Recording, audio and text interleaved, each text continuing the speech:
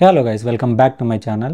So ఈ వీడియోలో ఏంటంటే మనం ఏం డిస్కషన్ చేద్దామంటే, ప్రాపర్టీ కొంటాం కదా. మనము ఒక ప్రాపర్టీ కొనేటప్పుడు మనం ఏమేమి జాగ్రత్తలు తీసుకోవాలనే దాని గురించి నేను కంప్లీట్గా ఈ వీడియోలో అయితే మనం డిస్కషన్ చేస్తాను.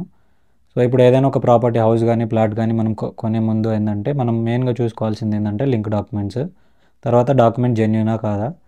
ఒక కోర్ట్ ఇష్యూస్ కానీ అలాంటివి వచ్చినప్పుడు మనకు సపోర్టివ్గా ఉండాలంటే మినిమం 13 ఇయర్స్ లింక్ డాక్యుమెంట్ అనే ఉండాలి.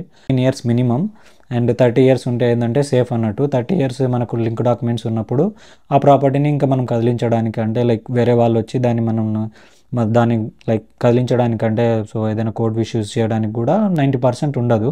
ఎందుకంటే మనం సేఫ్గా ఉంటాము 30 ఇయర్స్ లింక్ డాక్యుమెంట్ ఉంటే. ఈ లింక్ డాక్యుమెంట్ ఎలా చూడాలి ఏందనేది నేను దాని గురించి ఒక కంప్లీట్ వీడియో చేస్తాను. ఈ వీడియోలో ఏంటంటే ఒక ప్రాపర్టీ కొనే ముందు మనం చూడాల్సిన మెయిన్ ఏదైనా ఒక డాక్యుమెంట్ వచ్చిందనుకో, డాక్యుమెంట్ నెంబర్ని మనం ఈసీ తీసుకోవాలి. ఈసీ అనేది మనకు ఫ్రీగా కూడా వస్తుంది, లేకుంటే మీ సేవలో కూడా తీసుకోవచ్చు. అండ్ ఇంకోటి ఏంటంటే మనం రిజిస్ట్రేషన్ దాంట్లోకి వెళ్ళేసి మనం చెక్ చేసుకోవచ్చు, అంటే ప్రొహిబిటెడ్ లిస్ట్లో ఉందా అనేది. ప్రొహిబిటెడ్ లిస్ట్ అంటే ఏదైనా ఒక ప్రాపర్టీ మీద కోర్ట్ కేసెస్ ఉన్నా, గవర్నమెంట్ ల్యాండ్ అయి ఉండి ఏదో కేసెస్ ఉన్నా, అది ఏమైనా ప్రొహిబిటెడ్లో ఉంటే మనం ఈ ల్యాండ్ గురించి మనం ప్రొహిబిటెడ్ లిస్ట్లో తీసుకోవచ్చు. కొన్ని కోర్ట్ కేసెస్ ఉండి వాటికి మనం తీసుకుంటే ఏమవుతుందంటే ప్రొహిబిటెడ్ ఉంటుందంటే మీకు ఎక్కడ కూడా అంటే రిజిస్ట్రేషన్ అవ్వచ్చు. అంటే కొన్ని ప్రాపర్టీస్ అంటే గవర్నమెంట్ ల్యాండ్ లేకుండా ప్రొహిబిషన్ లిస్ట్లో ఉన్నాయి, రిజిస్ట్రేషన్ అవ్వచ్చు. కాకపోతే ఏంటంటే మీకు ఎక్కడ లోన్ అనేది రాదు. అంటే లోన్ అంటే ఏదైనా ఒక నేషనల్ బ్యాంక్ లోన్ ఇచ్చే ముందు ఏం చూస్తారంటే 90% ప్రొహిబిటెడ్ లిస్ట్లో ఉందా లేదా అనేది ఖచ్చితంగా మన అడ్వకేట్ మనకి లీగల్ ఇచ్చే ముందు చూస్తాడు. ఈ లీగల్ ఏంటి, ఈ వాల్యుయేషన్ ఏందనేది నేను ఇంకొక వీడియోలో నేను కంప్లీట్గా చెప్తాను. పాయింట్ నెంబర్ 1 వచ్చేసి రిజిస్ట్రేషన్, అదే డాక్యుమెంట్ రిజిస్ట్రేషన్ ఒరిజినలా కాదా అని చెక్ చేసుకోవాలి. పాయింట్ ఏంటంటే మనం రిజిస్ట్రేషన్ చెక్ చేసుకోవాలి. పాయింట్ నెంబర్ 2 ప్రొహిబిటెడ్ లిస్ట్లో ఉందా లేదా అనేది మనం చెక్ చేసుకోవాలి. పాయింట్ నెంబర్ 3 ఏంటంటే ఇది చాలా చాలా ఇంపార్టెంట్. ఉన్న ప్రాపర్టీ అసలు అంటే ఏ జోన్లో ఉంది అంటే మనము ఒకవేళ మీరు హౌస్ తీసుకుంటే ఏంటంటే మీరు ఇండివిజువల్గా తీసుకుంటేనేమో ఇండివిజువల్ ప్లాట్కి ఎల్ఆర్ఎస్ ల్యాండ్ రెగ్యులైజేషన్ అయిందా లేదని చూడాలి.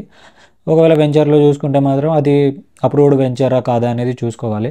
కొంతమంది ఇప్పుడు గ్రామ పంచాయతీ దాంట్లోనేమో ఎల్పీ నెంబర్ వేసేసి రిజిస్ట్రేషన్లు చేసినవి కూడా ఉన్నాయి. అవి కూడా మనం చెక్ చేసుకోవచ్చు మీరు సబ్ రిజిస్టర్ ఆఫీస్ దగ్గర పోయి ఇది రిజిస్టరా కాదా అనేది. ఒకవేళ మీరు ప్లాట్ కానీ కొంటే వెంచర్లో అంటే ఏదైనా లేఅవుట్లో కానీ మీరు కొంటే మాత్రం అది రిజిస్టరా కాదా అనేది చూసుకోవాలి. అదే హెచ్ఎండిఏ జిహెచ్ఎంసీ పరిధిలో ఉంటే మాత్రం రేరా అప్రూవల్ ఉందా అనేది మనము ఖచ్చితంగా చెక్ చేసుకోవాలి. అండ్ మోరెవర్ ఏంటంటే కన్స్ట్రక్షన్ ప్లాన్స్ అన్నట్టు. ఇప్పుడు కొంతమంది హౌస్ కన్స్ట్రక్షన్ చేసేస్తారు అంటే అంటే లేఅవుట్కి పర్మిషన్ ఉంటుంది కానీ ఆ కన్స్ట్రక్షన్కి వేరే ఉంటుంది. అంటే ఇప్పుడు మీకు సేల్ చేసేటప్పుడు ఏంటంటే ఈ హౌసెస్ అన్నీ అప్రూవ్డ్ అని చెప్తారు. అది ఎలా ఉంటుందంటే ఓన్లీ అది వెంచర్ అప్రూవ్డ్ ఉంటుంది, దానికి హౌస్ ప్లాన్ ఉండదు. హౌస్ ఎట్లా డైరెక్ట్ కట్టేసి అమ్మేస్తున్నారు. మీరు ఖచ్చితంగా హౌస్ కొనేటప్పుడు ఏంటంటే దానికి పర్మిషన్ ఉందా లేదా అనేది చెక్ చేసుకోవచ్చు.